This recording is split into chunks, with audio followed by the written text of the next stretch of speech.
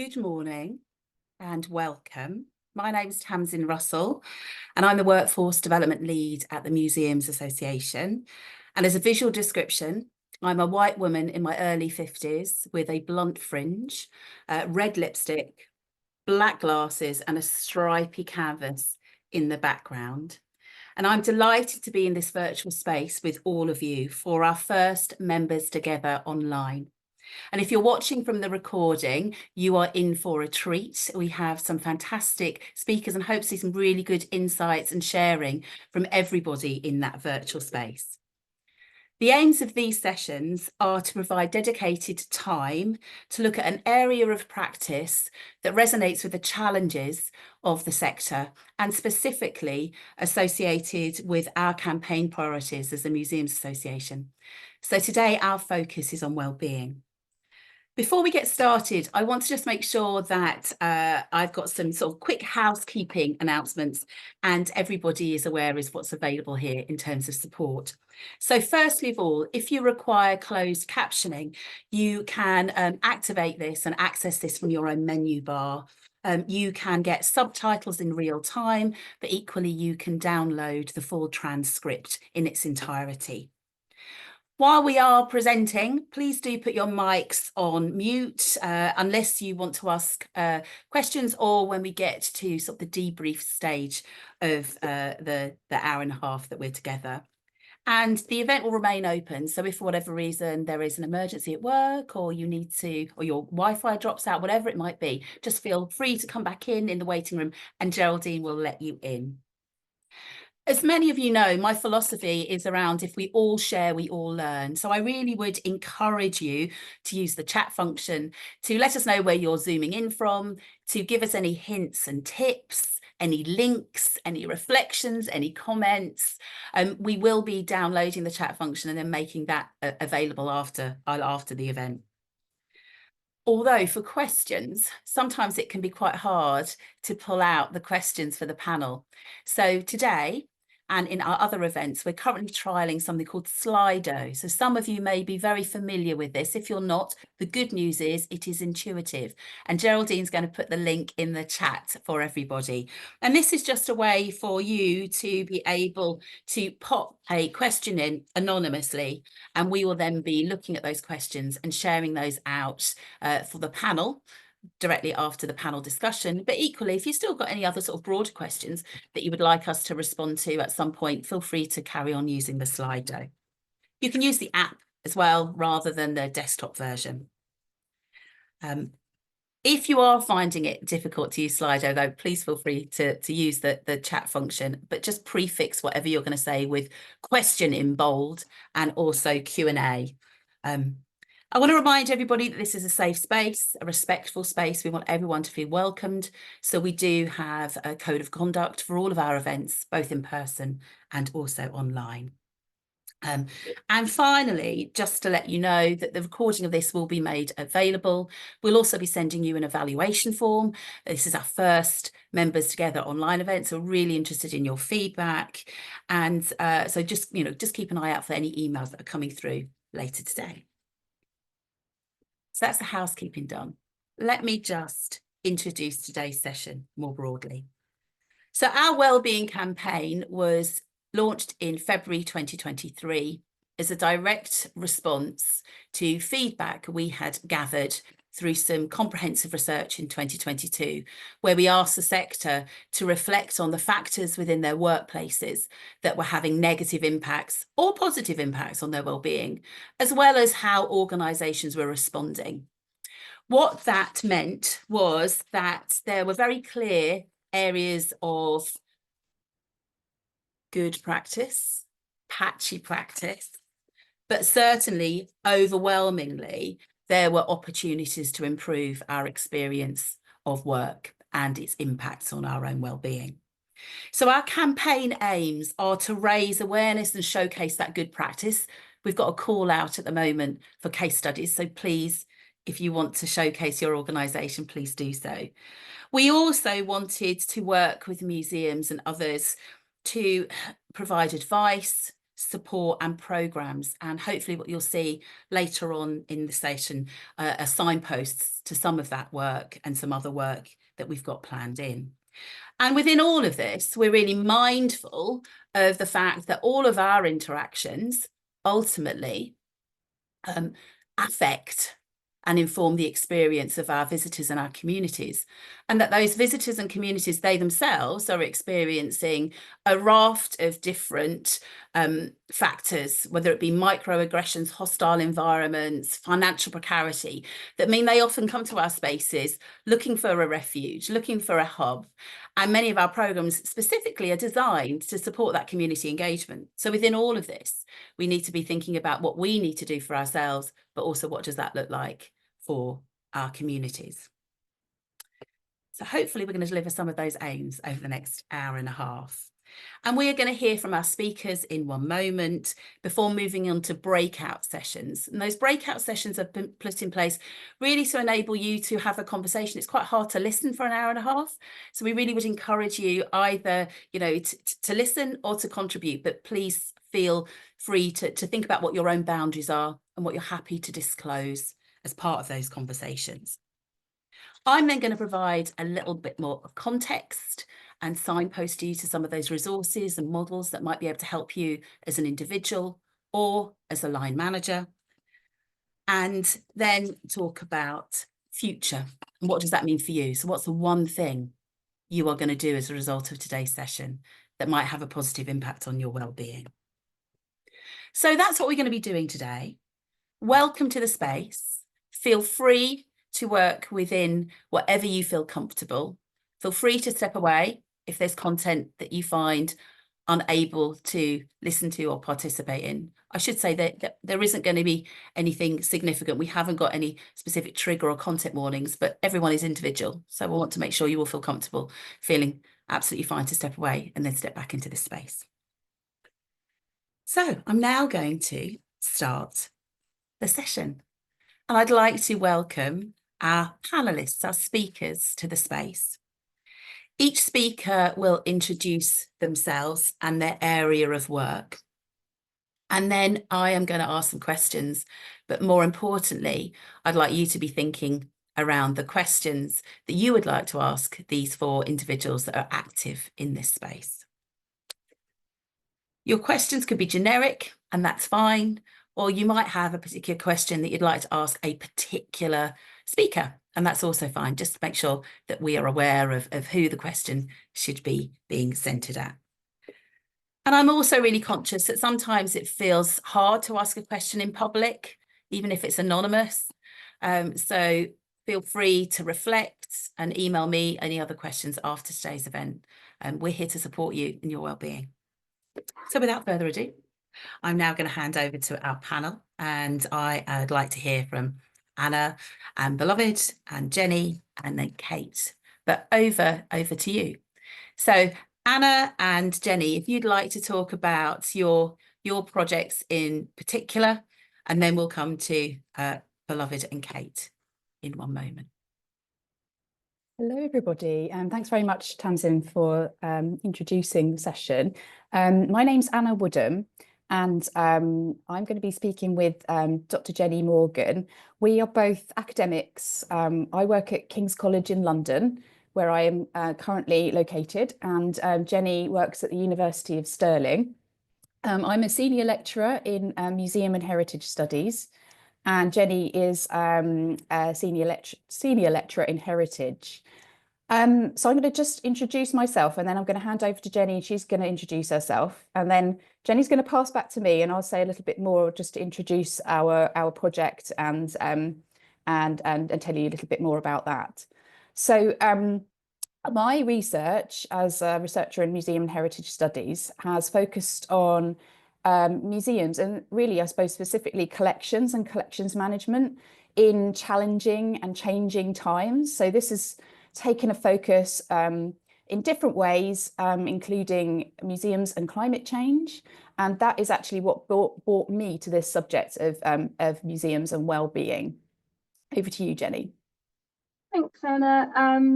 So I'm Jennie. I trained as a social anthropologist, and a bit like Anna, I've really tried to research museums as organisations and workplaces through this focus on institutional change.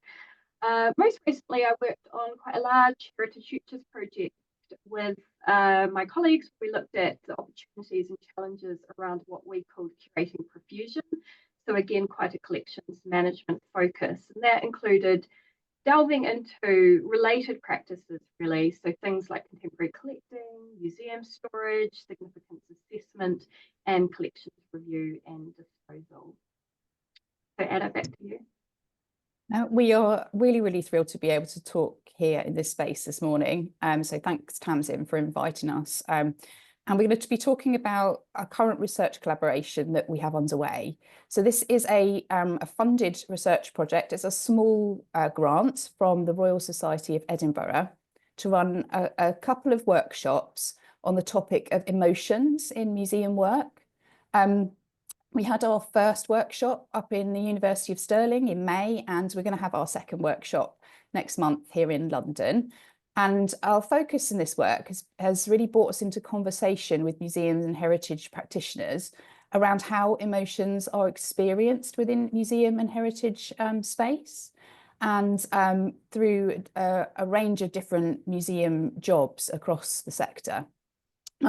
So through our discussions so far, some really important questions and reflections on workforce emotional well-being has emerged. And this is what we're going to share with you today. We're going to be jointly responding to the questions. So when Tamsin introduces me, it might be Jennie who kicks off. So just think of us as one person.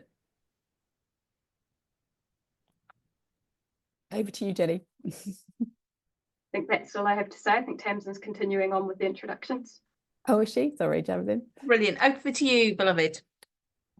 Hello, everyone. My name is Beloved Adonai. I am a freelancer. I work as an arts and heritage consultant. I work as project management, curation, and artist development. I have been in the industry for 10 years, just this past Monday, which is crazy. And I have also been, within regards to mental health and well-being, I've been, especially with artist development, been working with a lot of artists in this area.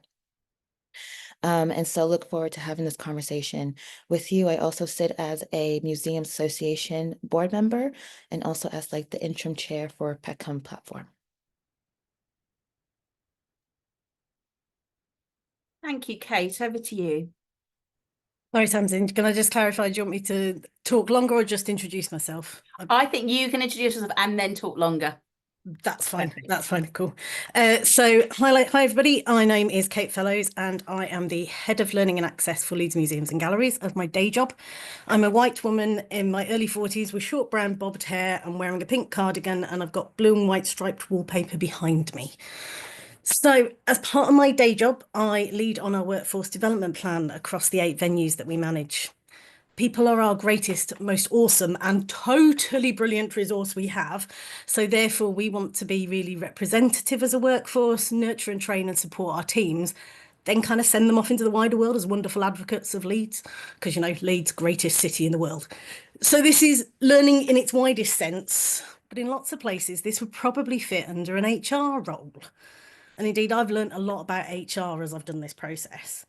But I think my boss delegated leading on the plan to me, not just because of the learning bit in my title and that being what I do, but because he knew I'd infuse the whole plan with staff wellbeing, both ethically and practically. He knew this because of all the conversations we've had, but also my involvement in GLAM Cares. So alongside Tamsin and a few others across the sector, we started GLAM Cares, a support network for professionals working in community engagement in increasingly challenging circumstances across the sector. What does that kind of mean? We know that our well-being, sorry, I'm just going to take a drink. So how does that start? Well, we know most of the people in our sector want to help people. They want to make the world a better place. And to that, our funders, our communities, and even our own values are pushing us to work with people who might be at crisis point. We set up safeguards for them as our participants, but what about the practitioners who are holding the space and looking after them? So a few months ago, a colleague shared a story with me. They were working regularly with a group where the participants had severe and complex mental health needs, and these were sometimes clashing in sessions. My colleague had to hold that space, keep everyone safe, but it left them emotionally drained and exhausted, especially as they had lived experience of some of the same challenges that the participants had. Which is kind of why they'd sought out that work, that lived experience that they had. On the day they shared it with me, they did so as the safeguarding lead of the service. It's another of the hats, multiple hats I wear. We talked through the resilience and their own resilience in the context of kind of trauma-informed practice on that day, and especially things like the theories of windows of tolerance and whether this was the startings of burnout. Following that conversation, I did the manager things. I checked in with their manager because I don't manage them, signposted to our employee assistance programme, checked staffing for extra support and got them more breaks and that kind of thing. Now, as a colleague and a friend, I regularly check in with them to see whether there's anything else that was needed. But I do that as a human and as a manager, doing it with the knowledge and the support that I've gained as being part of GLAM Cares. So as GLAM Cares, we hold online meetings, we do trainings. We had a conference in Birmingham earlier in the year, which was absolutely fantastic, looking at how we can build and hold on to our own resilience, grow a community of practice and support, and then we lobby for staff wellbeing to be considered in big things like funding applications as well. So we can't change the world overnight, but there's 3 things I'd just like to share that I've learned over the past few years of lots of wonderful talking with GLAM Cares people. So there's a personal one, a professional one, and a structural one, okay? Personally, lots of people, like my colleague, are finding the situation at the moment absolutely exhausting and wearing. We say it a lot, but be kind to yourself and to others and look out for help and ask for help when you need it. Vitally, a mentor once told me, no one knows if you stare out the window for 10 minutes, but it might be the most important thing you do for your own sanity that day. So give yourself permission, and I think permission is a key bit here, to stare out the window if you need it. Professionally, seek out allies, mentors and critical friends who understand, can nourish and stretch you just enough and catch you if you go to fall. It doesn't have to be a formal mentoring relationship like the AMA, sorry Tamsin, but a cup of tea and a chat with somebody brilliant can just keep you going that bit longer. It's basically the knowing you're not alone. Structurally, we need to change. We need to stand up and say our well-being should be valued. So lobby quietly in your strategic plans, lobby colleagues, lobby loudly to decision makers, just frankly lobby in any way you can. And those are my 3 bits of learning. I'll hand back to Tamsin. Thank you so much. And for me, that concept of permission is so important, and not apologising for what you're putting in place. And I think what's really important, and I don't want us to go down the, oh, what are we all going to do to help our well-being? We do have an individual responsibility. I'll talk about self-care later on. But I do think what's really important to note, and very much at the heart of our well-being campaign, is that individual well-being and good well-being is very much an indicator of a good and healthy organisation. And individuals, whilst they do have agency, should also not have to feel the burden of feeling well within a context that isn't working. I watched a film recently that said, you know, my poor time management is nothing to do with me. It's all to do with your poor resource planning. Okay. So there is something about acknowledging where you sit within a system, within an organisation, and what is happening around you that may well be having more significant impacts. I'm now going to hand over to Anna and Jennie to give a little bit more meat on the bones around their reflections around wellbeing within the sector. And then I'm going to come to Beloved before, I hope you're asking questions in Slido, to the rest of the group. So over to you, Anna and Jennie. Thanks, Tamsin. Yeah, so we're really thrilled to be able to come and I suppose share our very emerging reflections on what wellbeing means to us and within the particular context that we are operating in, which, as Anna has already said, is quite a small collaboration around emotions and museum work. So I guess the first thing to say is we really recognise that there's a diversity of ways of actually defining and supporting wellbeing, and that might look very different for very different individuals in different workplace settings and contexts. However, the research context that we're collaborating in has brought us to focus specifically on emotional well-being. I think we should probably kind of start by saying that in our project, we're really not trying to tightly define emotional well-being, but rather to really dig into and try to explore what it means for people working in very different kinds of roles in very different kinds of museum contexts. So kind of picking up really on some of what Kate has already said, our starting point that really brought us to a focus on emotional well-being was a hunch that emotions are increasingly becoming a core aspect of different kinds of museum work. And we feel that this is partly in response to museums seeking to become much more active, even proactive players in addressing various current global challenges. So everything from climate and social justice, to supporting communities, to decolonising practice, and so on and so forth. And we really recognise that this is challenging, demanding work that potentially requires quite new skill sets from workers, including specific emotional capacities. And at the same time, these challenges also hold potential to put very real emotional demands on workers, and Kate has really eloquently expressed some of this. They are potentially quite emotionally laden contexts to be working in. So that's a way of saying really how this has led Anna and I to this concern with workforce wellbeing, because we're really interested in better understanding the emotional labour and actually seeing it as emotional labour involved in working in these contexts, what existing support there is, where the gaps are, while also being mindful of how intersecting positions associated with role, gender, class, ethnicity, sexuality, and so on and so forth might impact on who is doing this work and how this work is being experienced. Hand over to Anna. Yeah. So I mean, just to add to what Jennie said there, I think it's been really noticeable. We've started to talk to museum professionals about this work, that workforce wellbeing has been a key concern that's come to the front. So perhaps this is really not a surprising thing, but it does show that workforce concern around the impacts of emotionally laden aspects of museum work perhaps hasn't been widely recognised in the past, or not quite so widely recognised. And it seems to us that, you know, it's really only just starting to become something that's more frequently discussed and aired.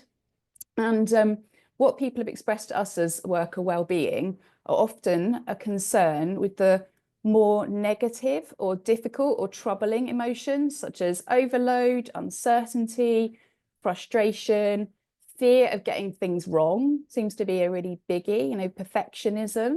And these kinds of emotions have a real possibility of disrupting well-being. And that's if we define well-being as the Museums Association does, as like this state of being comfortable and healthy and happy. So in terms of what we've observed, so just a couple of short insights.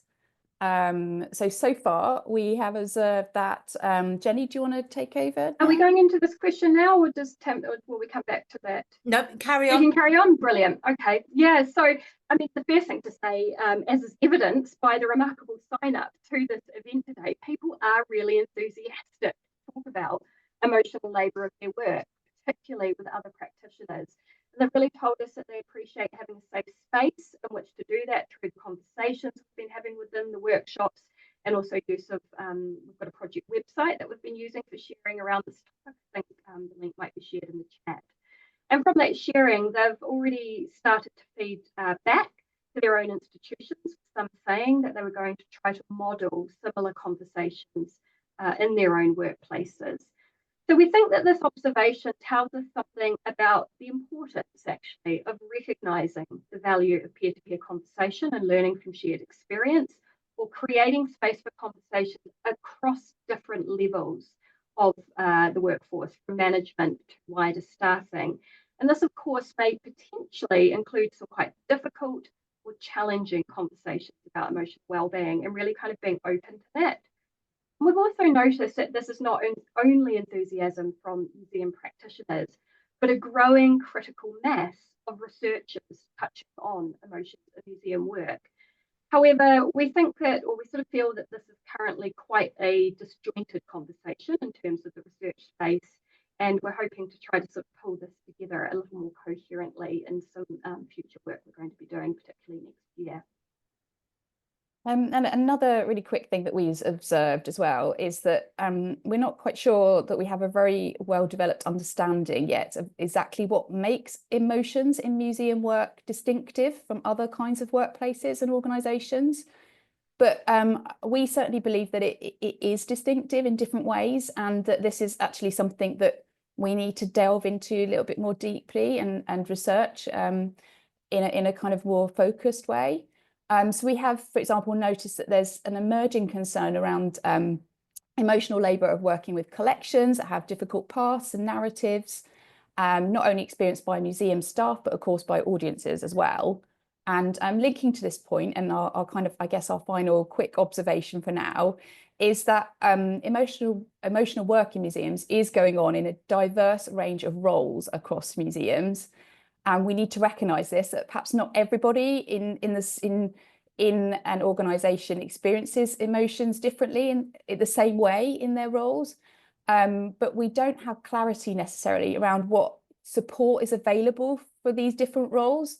And by that we mean, I suppose, tailored support to the specific emotional labour that roles require.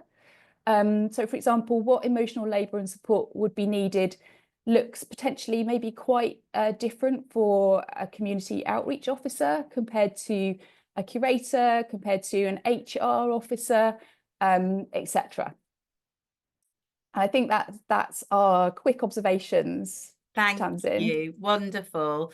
And I really welcome you being in this space. I think so often there's sort of an arbitrary divide between academia and practitioners. I don't think it's helpful. I think actually we're in a really sweet spot of symbiosis, whereby any research that you do, we can use to affect our lobbying for grants, and any positive case studies or, again, additional challenges as they emerge enable you to have additional research areas and then get the funding to be able to do that. So I do really encourage us all not only to sort of engage with the practical aspects of this work, but also definitely have a look at the website around this research. And there is other research in this space as well being undertaken. So, for example, Dr. Nuala Morse looking also at the concept of caregivers within the sector. So it is a really emerging area of work.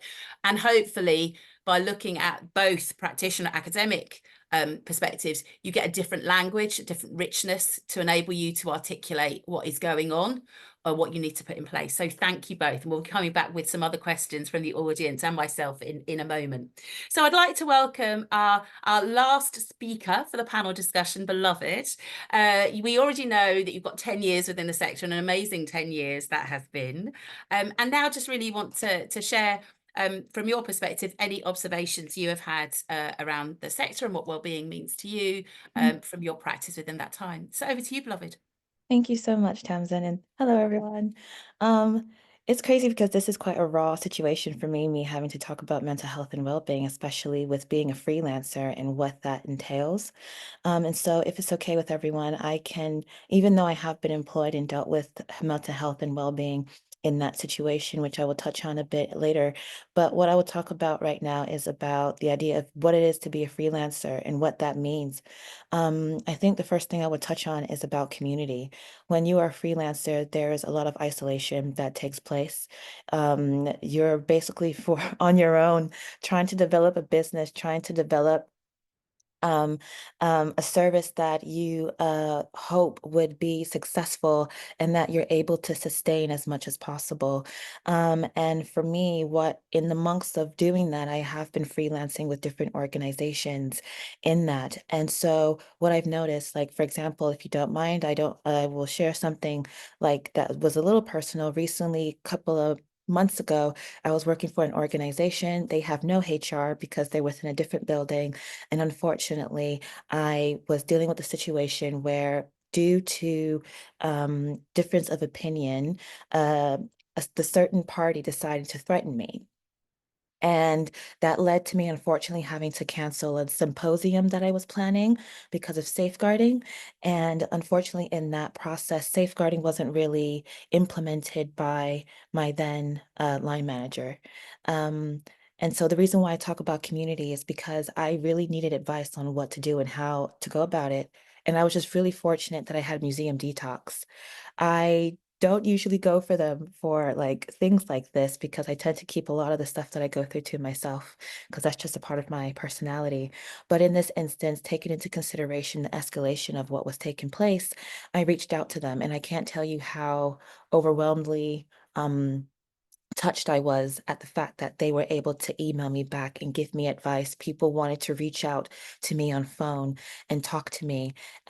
People were giving me lawyer options and giving me strategies on how I can approach this.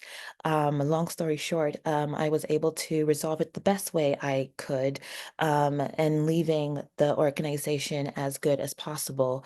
The people who were doing this, they were chastised by in regard to safeguarding, but I also had to kind of take it a step further and engage with Arts Council England, well, Wales actually, to kind of tell them what happened. And so from that outcome, there's now a better safeguarding in place. Though there isn't any HR, it was really important that Arts Council, considering their terms and conditions and working with diversity and inclusion. A part of that is thinking about the mental health and well-being of those who are working and doing a lot of the work on the ground and when they're having to deal with conflict like that. And so I was fortunate that they were able to work with my line manager to develop better safeguarding to address the situation with the other party. Um, and to make sure in the process then towards the end that I was safe. And in that, so if you guys can find community within that, that will be really, really important for you to do because it can be fairly isolating in that sense and it can affect your mental health and well-being. Another part of that is being able to find a union if you can. That's another way you can get the support that you need as a freelancer. It's the most vital thing, and I found it to be really important for me, not only for advice, but also for payment. I think the thing that affects people's mental health and well-being is when you're in, and it could be as an employee or as a freelancer, you're still trying to figure out who you are, what your values are, what you stand for. And in that, sometimes it could be really hard to discover. And you find through trials and tribulations, you're chipping away at figuring out what that is. Because either two things you can kind of do in that, you can kind of duck your head in the sand like an ostrich and not resolve the situation and kind of hope that it goes away, or you take it as an opportunity to rise and really think, you know what? This is not okay. I shouldn't be treated this way. I need to make sure that I am able to stand on my own 2 feet and be able to defend and build agency within myself in order for me to stand up for what's right. Because it's not just about me, it also affects the wider sector as well. And so, though it may be one of the most daunting things to approach your line manager or senior team about the situations that are happening at work, it's really important that when you do that, you can also dig within yourself and recognize that this is important, that this does need to be addressed, and you're not crazy. There are people out there who are trying to make it seem like you're thinking wrong and that you're crazy about what it is that you're experiencing. It's kind of like gaslighting in a sense. Um, but know that you're not crazy and knowing that you are in the right and being able to address the situation. And also, for example, payment. Right now, I literally had to go through negotiations of payment, and they did not want to value the work that I am producing and delivering. And though there's moments where you think, man, I do need that money, where am I going to get that next money? I actually declined the offer that they had offered me, and I said no. And so I think I will end this by saying, when you have moments where you're going through trials and tribulations and ordeals like this, and you find that you're a little bit lost, one of the questions I've been really asking myself in all of this is, what do I stand for? And I will ask that question to everyone here to write that down and really think about it. Even if you bullet point it, answer the question however you want to answer it, and ask yourself that. And when you find yourself in a predicament where you're being challenged, go back to that question, reflect on the answers, and being able to help you, influence you in building that courage, and go forth and fight for your agency, fight for your rights, because you do have those rights. And it's really important that whether in whatever role that you're in, that you're respected no matter what. Thank you. Thank you, beloved, for your full sort of disclosure around that experience. No one should ever feel unsafe or threatened in their workplace, and whether that is verbal, emotional, or physical threats is unacceptable completely. And I think for me, what really resonated was understanding what you stand for. So I have, if you've heard me talk before, I've worked for organisations, a particular organisation that very clearly challenged my experience of work. It wasn't a very positive experience. I was bullied, but what it enabled me to do is work out exactly what I stood for and what I would put up with and what my boundaries were.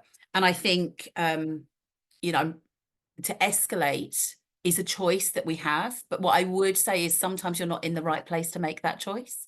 Okay. I agree. Yeah, I do. And that's something that you always have to think about. Do you have that opportunity to escalate? And sometimes you don't.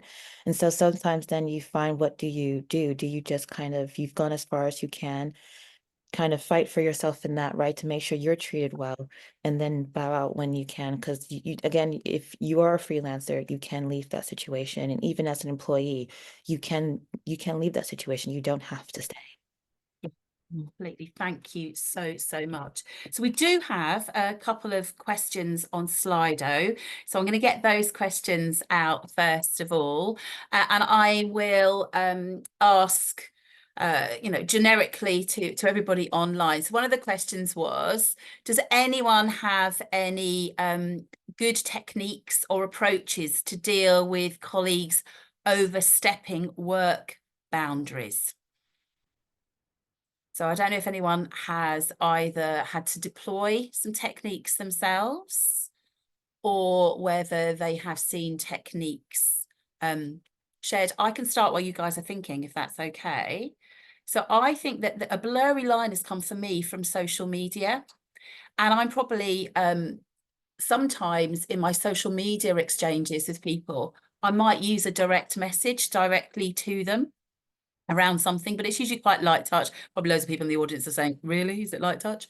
But I got to a point where somebody who I hadn't DM'd myself, but was working with in a museums association capacity, was DMing me on Twitter, X, at ridiculous times in the day, like at like 12:30, 1 a.m, 2 a.m. And it was all around the work that I was doing, but it was sneaking into my personal space. And I had to go back to them really clearly and say, I am absolutely here. I'm here for our working practice. I'm also here if you do need an ear. I'm absolutely available to you, but I can only be available to you via my work email and during working times. And it was really hard for me to say that, because I genuinely wanted to be there for that person, but I had to think about, one, what would this look like depending on what the situation was? Two, what does this mean for my own well-being and my own rest? So that's something I had to deploy, which was just a really, really clear follow-up. And I didn't put it in the DM, I followed it up in the email. I wrote it in the email. So I don't know if anyone else has had any similar situations, but that's my social media example. But anything from anybody? I think it really Kate. Yeah, I think it really depends on how it comes about. Social media is a really good one, because that does spill out into our personal lives. And I think it's really useful to kind of knock it on the head quite quickly, even in the physical place, in the workplace. And there are lots of different ways of doing that. Humor often kind of diffuses a situation. So if somebody's just starting to merge some of those boundaries, maybe going a little bit, and seeing whether they take the hint, can usually be a nice, gentle way of doing it, especially if you're in a public space. So like our open plan offices and things like that, where you just want to give a bit of a nudge back. And then if they still kind of inappropriate, crossing the boundaries kind of things, then actually addressing that in a quiet space and taking somebody to one side and going, I'm sorry. And different people have different levels of what is normal and where your boundaries lie, but my boundary lies here and that's making me uncomfortable. But that's a really difficult conversation to have. And we have had situations in workplaces I've worked in where even that hasn't necessarily worked, at which point you've got recourse to more formal procedures. But you never want to get to that to start with. There's usually other ways of doing it. But there are things like having difficult conversations, kind of training and support that's out there, and basing things on coaching practice. That means there's no blame conversations. So they are kind of along the lines of, when you do this, I feel this. So there's no blame as to, you're making me feel like this, because nobody can make you feel anything, but it can resonate feelings within you. So when you do this, I feel this, is a no blame way of saying it, which can help. Thanks, Kate. Anybody else have any sort of direct experience or have had any insights around, again, just to repeat the question, any tools or techniques to deal with any sort of co-workers overstepping? And we've got a few other questions on Slido, which is great. But anything else that anyone else wants to add? Anna? Yeah, I mean, this is aligned, but I guess when you think about co-workers, it for me, what comes up is the actual organisation that you work for, and when that feels like it's overstepping or encroaching into your kind of in your boundaries. And I have had that experience. So part of I work as an academic, but I'm also work as a counsellor, and I work for a low-cost counselling organisation in the city where I live, and they are staffed primarily by volunteers, and you get communications from them at any time of day and night. Well, because they're volunteers, they're working at the times they have available.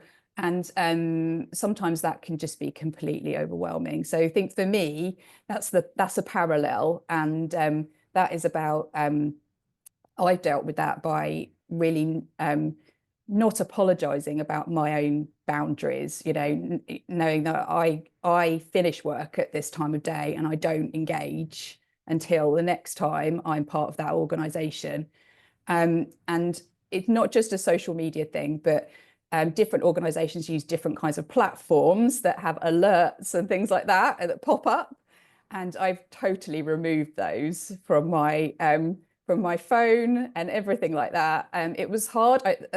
Originally I thought, wow, I'm obviously not a good worker here if I have to do this. I should want to engage with this organization. But actually I talked this through with my counselling supervisor, and I kind of realised that I needed to, for my own well-being, just take off those kinds of apps and platforms and engage with them on my terms.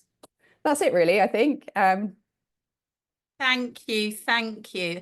Jennie, anything? Or yeah, really, really quick. And it's not, I mean, I could speak from direct experience, but I think rather I just thought I'd summarise what I think I'm hearing from yourself, Tamsin, and the other panellists, which has been really fascinating. And I think partly this is actually about really reflecting on and understanding one's boundaries. And I think what I'm hearing from everybody is that comes from both like an individual sense of boundary, which is really recognizing what your values are in the workplace, I guess, if I had to boil it down. But also there are kind of like structural boundaries that you can look to as well in terms of, what your role is, what is like acceptable workplace culture, what is acceptable or unacceptable expectations of you and your role. So I think it's that kind of mix of reflecting on kind of individual values, but also the kind of structural flags or markers that will help you to understand what the boundaries are in a particular situation. Thank you very much. I'm going to move on to the next question, and I'm going to come to Beloved first, because this question is specifically about freelancers. And I know you started to allude around it, but I just wondered if you had any other hints at it. So we talked about finding your support network. We talked about unions, understanding what you stand for, but often freelancers are operating in isolation or without access, and that came up very clearly from our research, without access to other wellbeing provision and initiatives that an organisation might put in place for their staff and volunteers. But I wondered whether there was anything else from a freelancer perspective you would highlight to support freelancer wellbeing? Yeah, so I'm going to be very honest. I'm still trying to figure out what that mental health and well-being support kind of looks like in a sense, Yeah. even though I really appreciate that I'm able to go to museum detox when it came to a situation. When it comes to individually, I'm still trying to figure that out. However, what I have found that has helped a lot is number one, I'm Christian, and so I talk to the Lord a lot. And I would say he's been my comfort through all the stuff that I've gone through in regards to freelancing. And so he's been like my number one source in this for me. Number two, I'm an avid runner. It really helps to get out, especially if you work from home and all you see is like the four walls in your house. Running really helps because it allows you to get some fresh air. I also have kind of started doing like these dancing workouts in my house. And it's kind of been fun. And I find myself busting out in laughter when that happens because, like, you get embarrassed when you start dancing and things, but it's actually been really useful and has helped my mental health a lot.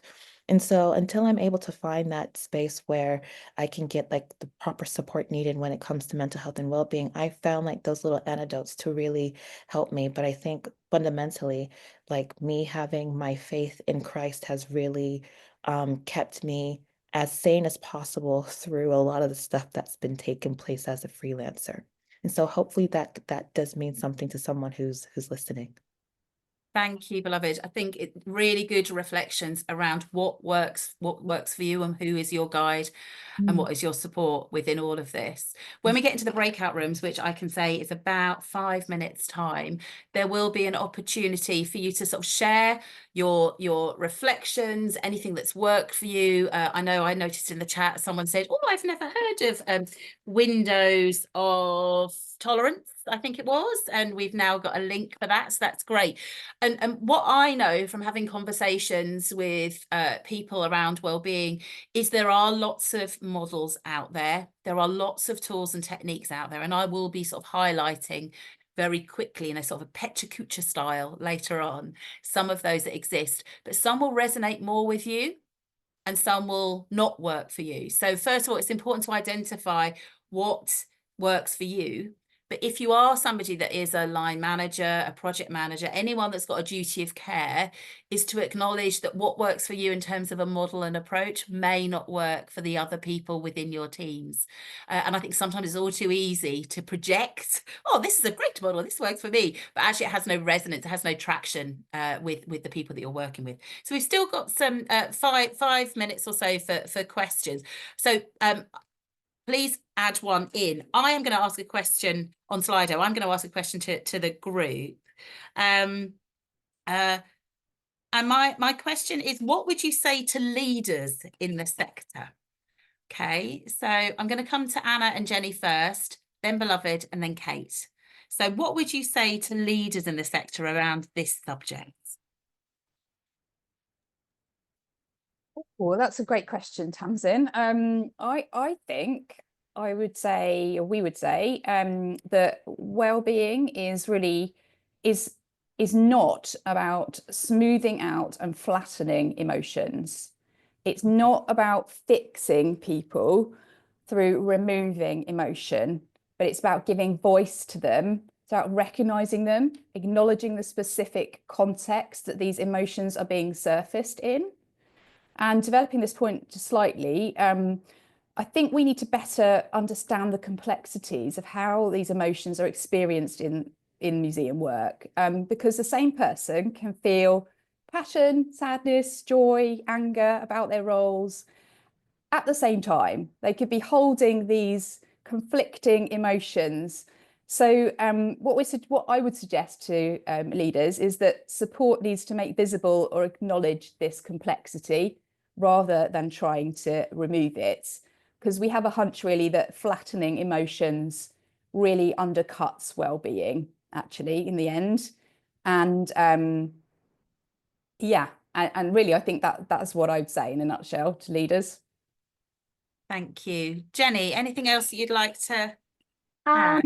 No, we sort of crafted that sort of a joint, but I suppose maybe picking up on it, we could We had some thoughts also on what we'd say to individuals. So Anna's addressed kind of leaders, but in terms of individuals, so all of you joining us here today, I guess what we'd want to say is that through the research we're doing so far, emotions do appear to be part of museum work. They are actively used in how people do their jobs, how they relate to their role, how they relate to other people, and how, of course, they make decisions. And there's real validity, we think, in recognising the role that emotions play in museum work.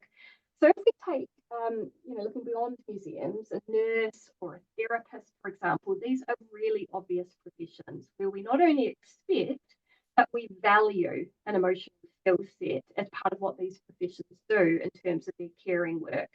And museums are inherently places of care. They care for collections, they care for objects, for place, the world around us, stories, a whole host of things.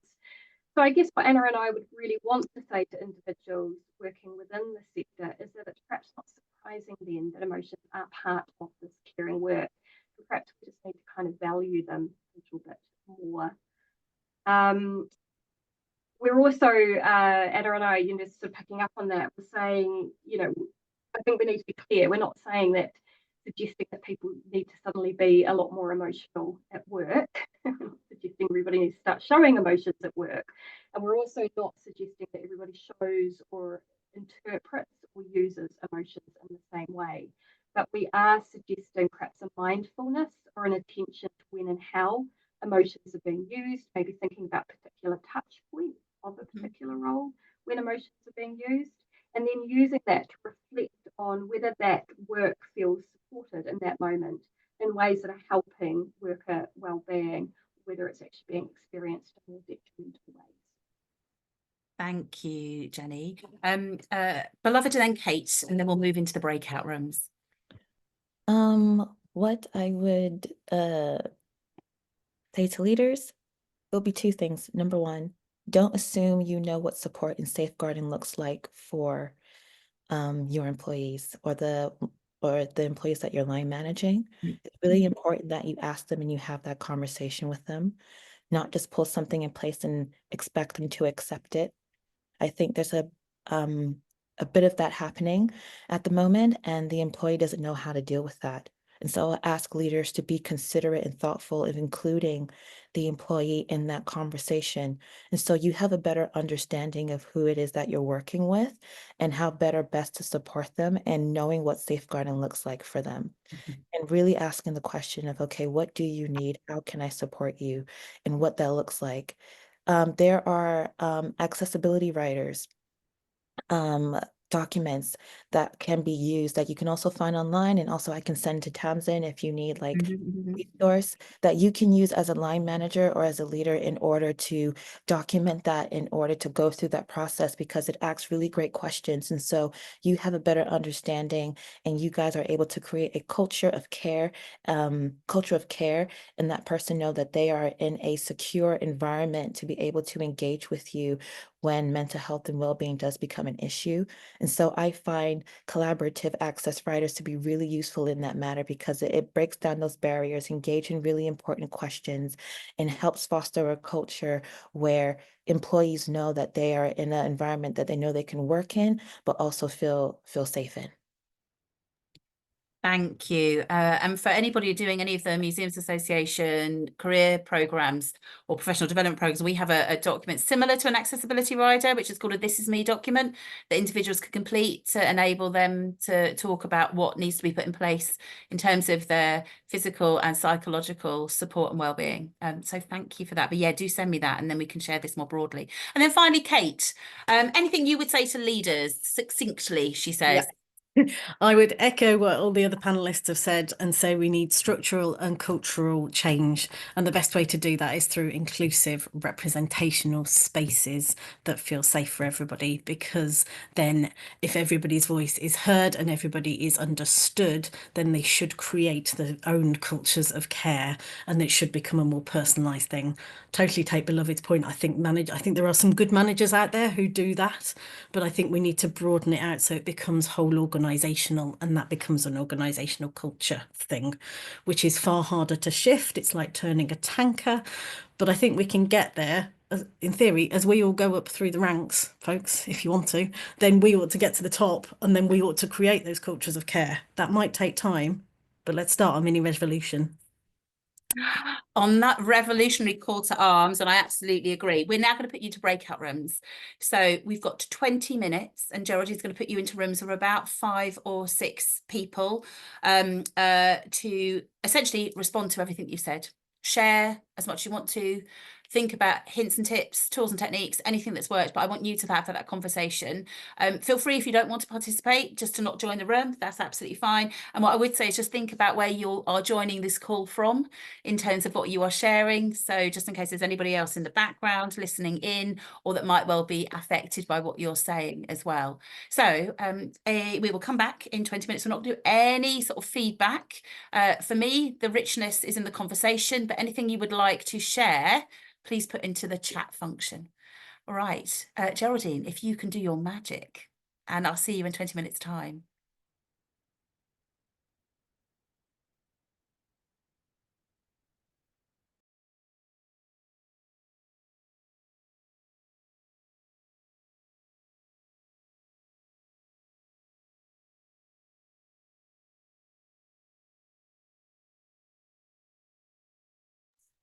Oh, schoolgirl era.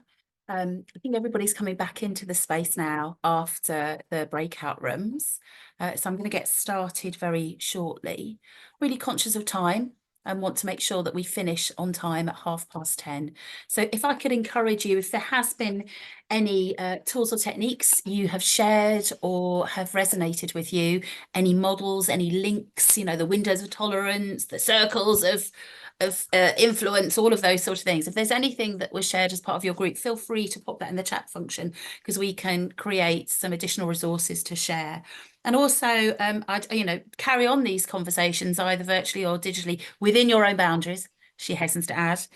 And then in the next sort of 14 minutes, what I'm going to just do is just highlight really what is available. What we hope to do as the Museums Association is able to campaign and lobby on your behalf. We undertake research in this area, we develop resources in this area, and we share our reflections in this area in the hope that they will affect change. But we'd also encourage all of you to use our research, our recommendations, any of our resources to also try to lobby and affect change within your own organisations or your own professional practice. So the workforce wellbeing research that we undertook in 2022 was a really successful piece of research in terms of engagement. So we had high engagement across the sector. Well, we identified that there were certain groups that we didn't get as many responses from. So, for example, we didn't have as many responses for individuals with disabilities, and also individuals, museum professionals of colour. And so we are addressing that by doing further research. We've already done our first tranche of research with museum professionals of colour, and a report specifically around the additional and unique and specific challenges will be being published towards the end of this month. From our perspective, we are a campaigning organisation, and we are in a really fortunate position that we don't get government funding, and therefore we can be provocative, we can be bold, we can absolutely challenge without any real risk of impact or consequence. As Anna already highlighted, in terms of our definition, we define well-being as being the state of being comfortable, healthy and happy. And what we want to absolutely acknowledge that experience of well-being is affected by both our experience of life and work, and that to arbitrarily divide these is very simplistic. So there will be flow from both our work life into our home life and our home life into our work life. What we want to ensure is that certainly your experience of work don't have a negative impact significantly outside of work. So one of my key aspects is if you are using your weekends to recover from emotionally laden work, those are too many demands that are being placed upon you. And we believe absolutely that good workforce wellbeing is an indicator of a healthy and productive organisation. And it's something that an organisation should strive for, whether that be measured through exit surveys, staff surveys, anecdotal feedback. It should be something that's absolutely seen as a priority. And as I've already highlighted, this burden to be well shouldn't lie with the individual, but with the organisation to create this culture of care. We did some research, as I said, back in 2022, and I'm not going to go through it in detail. Everything is available on our website. But what I do want to highlight is that the majority of people didn't have good work satisfaction. So whilst they were happy in their private or personal lives, thankfully, to a greater degree, 71%, in work life, it wasn't as strong. And that there were individuals that didn't feel cared for. And there were situations where people had no access at all to any interventions. The key factors, and I don't think a huge surprise, I would suggest these are generalisable across many sectors, are around demands, not feeling recognised, not feeling valued or thanked, low pay, problematic cultures. And somebody asked a question around toxic positivity. You know, I'm a person that has high positive affect. I'm a half glass full person, and I have to check my, oh my goodness, how do I always talk about silver linings? Because actually that just masks that problem. And as Anna and Jennie have talked about, you know, ultimately you're dampening the experience of people and not validating that, and opportunities for progression. We did find that organisations adopted a different approaches to support this, but again, so often these were approaches after the fact, so they were to deal with the fallout of poor well-being rather than to address it up front and ensure that people weren't experiencing these fluctuations. There were some good news stories though. So there were good news stories around people's experience of their line managers contributing to a positive experience. That empathic line manager was seen as critical, good and supportive co-workers and teams, and also how a job was designed, that job content, the value you apply to what the tasks you're being asked to do. And that resonates really with the fit. You know, so if you're thinking, oh, do you know, well, this is not necessarily, I'm not feeling empowered and energized around this, it could well be that the role isn't the role for you. And there was very clearly highlighting positive benefits of hybrid working. So 87% of people that were hybrid working said that had a positive impact on their well-being. I think that's a really important stat as we're seeing increasingly organisations move back into in-place and presenteeism. I said we do lots in this area, so we do research. So we do this heavy lifting for you, so you can pick out the sound bites and the recommendations and reflections. So I've already highlighted the workforce wellbeing research. We did some research in 2021 about front of house charter for change that very much centred on wellbeing. We've done research into bullying specifically. This is our 2018 research.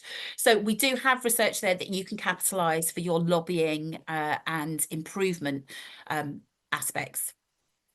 Pay in museums is seen as a really important component of our experience of well-being, you know, financial precarity, low pay, having to do multiple jobs just to make the ends meet. So we published this research in 2022. We have had a number of questions around how can we update this research. So our commitment is that we will update this every year or every 2 years. And the 2024 update is going to be dropping in your boxes later on this week. Again, you can use this as an individual level or as a manager level to influence pay structures, pay policies, and also pay negotiations as we sort of approach them for the next financial year.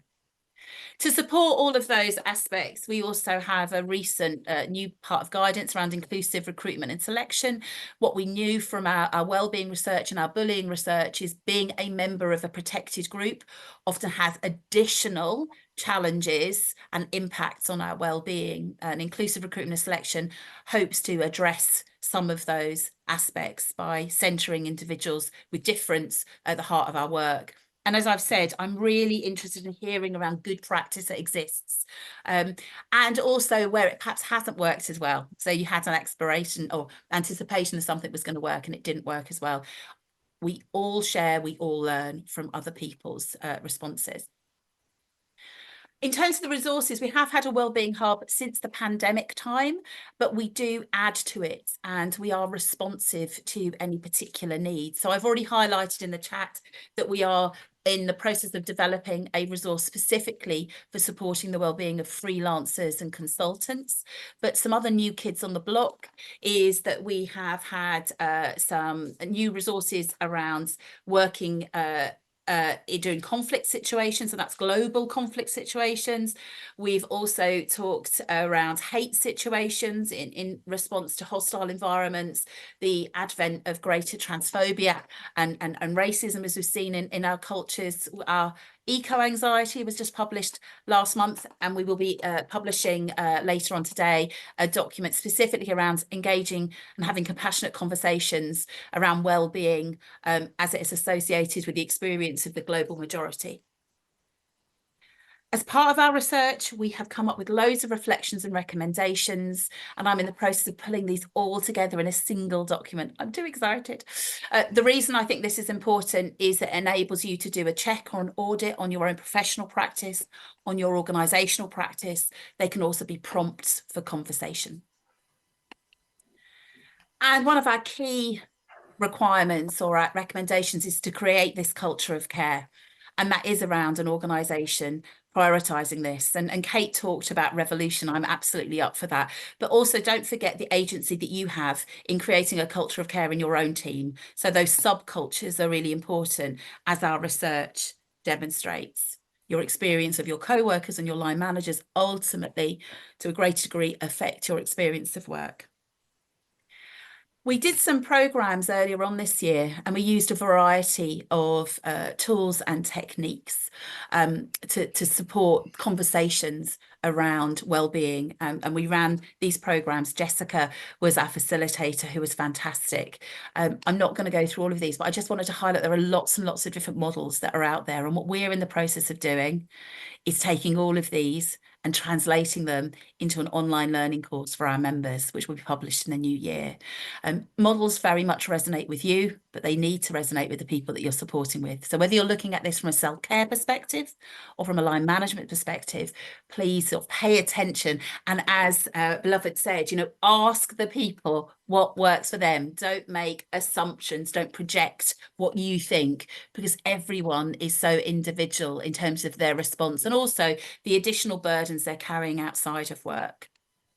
Self-care is important, and that is around using your own agency. We know that if you are taking control of your working life and outside of life, there are some protective factors around that. But again, I cannot emphasize this enough, is that if you're having to deploy self-care constantly because actually the context in which you're working isn't caring for you, that is an issue for the organisation to address. And again, there's a whole variety of different models that you can adopt. Again, we'll be sharing these as part of our online learning course. One thing I do want to highlight before I just bring this session to a close and thank everybody for their participation and support is one of the particular resources that's on our Wellbeing Hub, which is about making an individual wellbeing plan. That is an optional document that you can use to get down on paper, to close those tabs up here around what a good day looks like for you and what are the factors that are having a negative impact on your wellbeing, and then what could help. I would really advocate finding time to do this in work time to enable you to work out what you then want to do next, and whether you want to share this with your line manager, whether you want to share it with your colleagues to support your well-being. So yeah, the next steps for you really are for you to think about, you know, what could you put in place from a self-care perspective? Who are you going to have conversations with? So is that Museum Detox? Is that GLAM Cares? Is that a support network that is outside of your organisation? Who is there for you to have those conversations? And is there an argument to have a conversation with somebody that is a trained professional, maybe working in a clinical or therapeutic space? That might be something that you need. We have lots of wellbeing resources, so please do take some time to look at them. And are there ones that you want to engage with more? And how are you going to share this with your team or co-workers, depending on your position within the organisation? So it is now 10:28. I know that other questions have been asked in Slido, and that link will remain active until the end of today. We're really conscious that people reflect, so please carry on asking those questions, and we will be responding to those either in terms of developing specific resources or in terms of a frequently asked questions page. So please carry on using the Slido, and anything that we haven't covered, either from Slido or chat, we will respond to as part of our response to this space.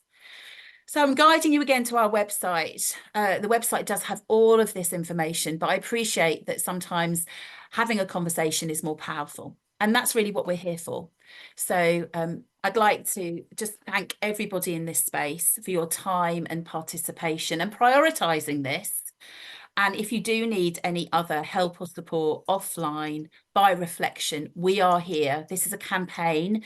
We are 150%, which is a nonsense, obviously, committed to, because ultimately the way that we affect change with our communities and the public we serve is by ensuring that we're all best placed to do that.